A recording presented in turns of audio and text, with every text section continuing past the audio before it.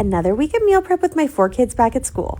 We love having a freezer full of high-protein breakfasts, and one of my kids' favorites are these biscuits and gravy pucks. Freeze your homemade sausage gravy into cubes, then put a cube inside of each biscuit, bake, and then store these in the freezer until you're ready to eat them. They reheat in the microwave or the air fryer really quickly, and they're a full family favorite.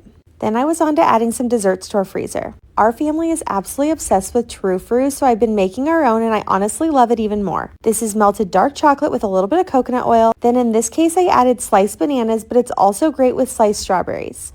Put the bananas on the chocolate while it's still hot.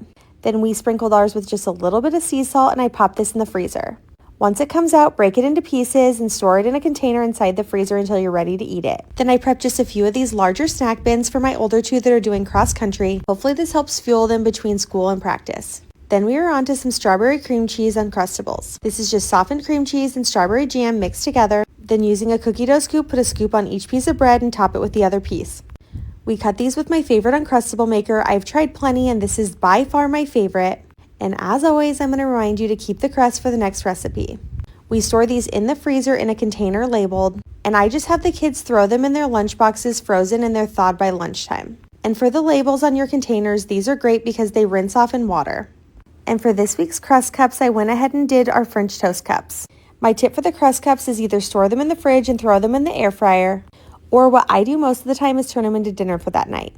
In this case, we did save them for later and they were a really big help for breakfast for a couple of days. This is a simple French toast mix that I put it into these lined muffin tins, then pop this in the oven at 350 and you've got perfect little bite-sized French toast cups. Next, for another breakfast recipe, can you tell I'm trying to feed a teenage boy? I went with some of our favorite breakfast wraps.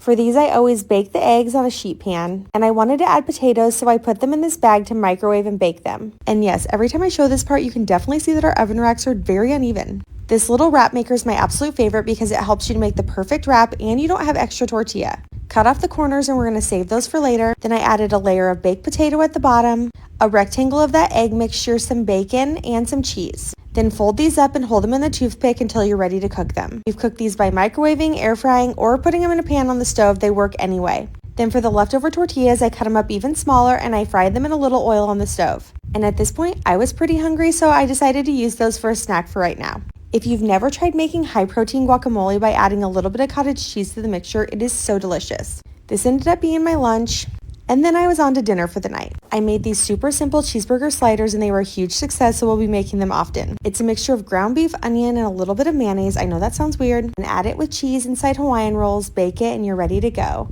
Hopefully this helps your week. Enjoy!